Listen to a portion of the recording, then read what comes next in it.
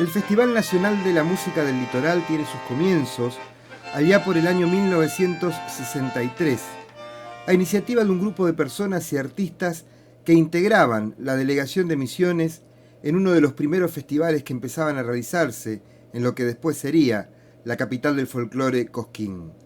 En el camino de regreso se empieza a hablar de la necesidad de un festival propio del litoral.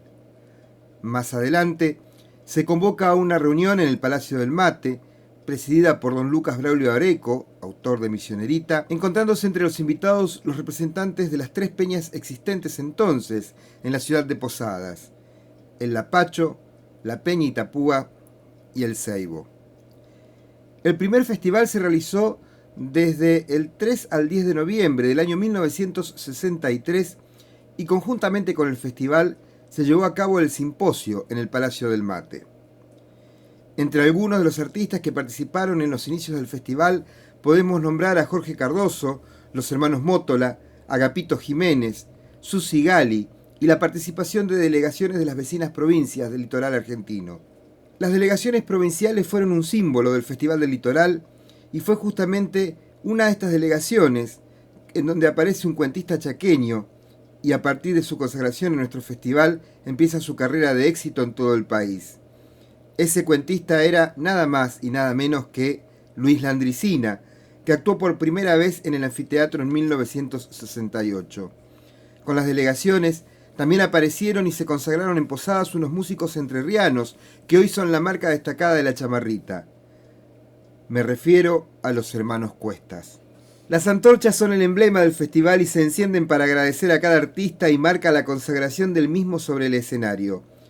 Recibieron antorchas y después fueron consagrados a nivel nacional, entre otros, por ejemplo, Luis Landricina, Jorge Cafrune, con la participación de Marito, Horacio Guaraní, Antonio Tarragorros, Fermín Fierro, Ramona Galarza, María Ofelia, pero sin lugar a dudas la que aún hoy, a pesar de su desaparición física, sigue recibiendo antorchas encendidas cuando se escucha su voz, es la inolvidable María Elena, la novia de Posadas.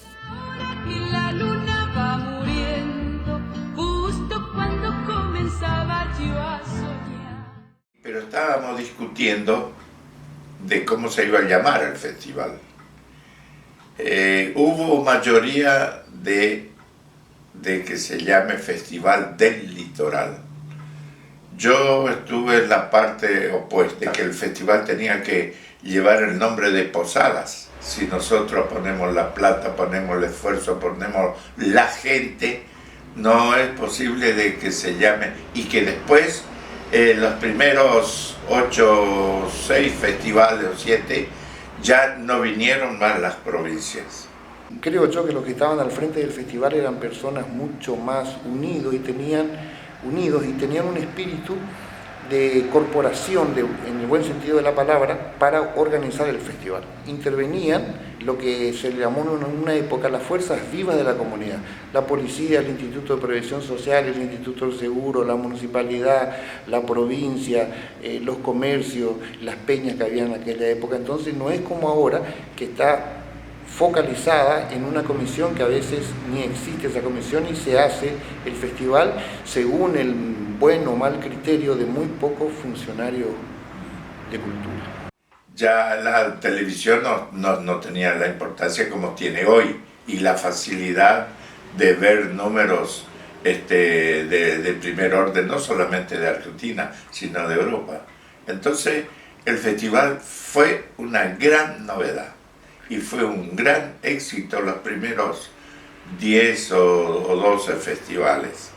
Creía que el Chango Nieto, por ejemplo, era un hombre de edad, un hombre de barba, un hombre, y cuando voy al anfiteatro y le anuncian para que actúe el Chango Nieto y él sale a actuar, y es un hombre joven y de traje, entonces uno se sorprende porque el público de Posadas por primera vez experimentó el hecho de ver en vivo y en directo a los artistas, que en aquella época, que no había televisión y en Posadas había 2 emisoras de radio, LT4 de Posadas y ZP5 de Encarnación. Entonces lo que se consumía en esa época era escuchar la radio, los programas de radio y los diarios que había solo uno. Eso es algo que cuesta explicar ahora a los jóvenes porque es algo notable, como desde el 63 hasta ahora, como todo cambió y ahora es mucho más lindo, ¿no? Pero antes era mucho más romántico, era mucho más puro. Bueno, para mí era todo una novedad, aunque meses antes, menos de un año antes, la novedad fue que en el Parque Paraguayo existía un gran barrancón de piedra y de yuyo hacia el río, y más o menos en 4 o 5 meses, de un día para el otro, apareció ahí lo que ahora nosotros conocemos como el Anfiteatro Manuel Antonio Ramírez. Se trabajaba por amor al festival, no, ahí nadie ganaba nada, todo era por amor al arte. Después comenzó a disgregarse la comisión, agarró las partes oficiales y ahí ya no se pudo trabajar más. Aparte también el festival tiene que tener un buen presupuesto para montar un festival. De una semana de festival, de domingo a domingo, ahora queda 2 días o 3 días. Hay que darle importancia a la gente de la casa. Nosotros tenemos una mala costumbre de traer gente del vecino, y nos olvidamos de los nuestros. Tenemos muchos valores nuevos, pero hay que ayudarlos, hay que incentivarlos. Misiones es un poco distinto a Corrientes o a Entre Ríos, que ahí sí predomina los de la casa. Acá tenemos un crisol de razas, están todas las razas del mundo, están acá. Y cada uno tira por su lado. Y los misioneros nativos somos pocos. Yo creo que aún hoy este festival, con sus altibajos en cuanto a cartelera o asistencia de público, sigue siendo uno de los festivales más importantes del país. En nuestra gestión en el área cultural en la provincia lo tomamos también como política de Estado, esto de ir trabajando y en esto de la búsqueda de la identidad cultural del misionero. Y llegamos a la conclusión, pero a partir de hacer un trabajo de base con la gente, con aquellos que son promotores de la cultura, de que la cultura misionera es diversa. ¿Y por qué es diversa? Porque Misiones es una cuña entre Brasil, Paraguay, viene de una raíz aborigen, con la llegada de los inmigrantes, con el gran país que también a partir de principio del siglo XX empieza a venir a esta provincia. Y esto hace que los ritmos misioneros sean diversos. Misiones tiene 5 ritmos musicales, más que cualquier provincia del país. Acá está el ritmo de galopa, misionero.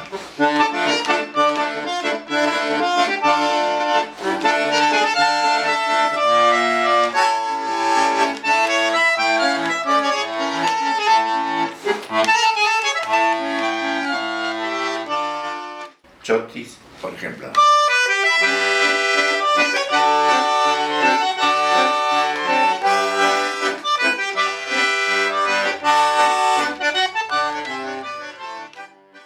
Polquita rural.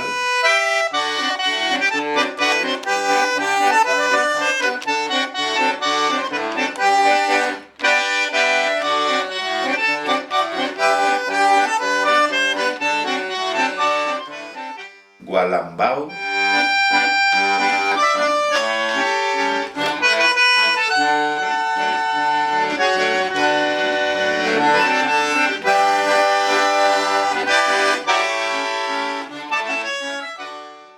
Y canción misionera.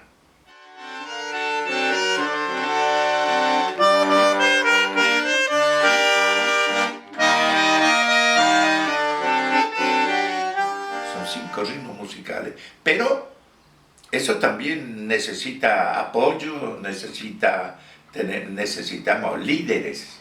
Nuestros chicos tendrían que acordarse de que primeramente hay que apoyar lo nuestro y después lo otro.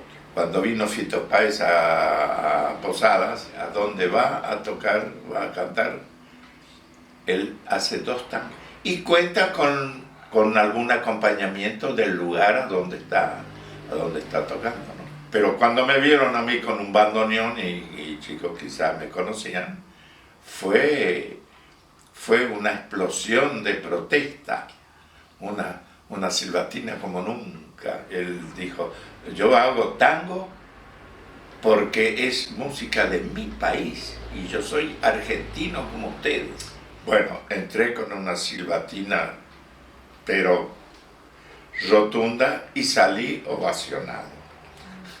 Y por eso hablo de que sigue siendo un festival importante, porque no creo que haya en la región, ni en Corrientes, ni en Formosa, ni en Chaco, ni inclusive en Santa Fe, un festival de esta característica en donde la diversidad musical esté presente. Y lo pusimos en vidriera, si se quiere, cuando nos tocó la realización del festival. Era no cerrarnos en lo musical solamente litoral, misionero, sino a buscar lo que es la identificación real de la cultura misionera en cuanto a su ritmo, en cuanto a su danza, y eso lo pusimos en evidencia, digamos, abrimos hacia las distintas vertientes rítmicas, culturales, lo que fue el Festival Nacional de la Música del Litoral, y creo que ese fue nuestro paso más importante. Dicen, se perdió la importancia, yo creo que tiene que ver también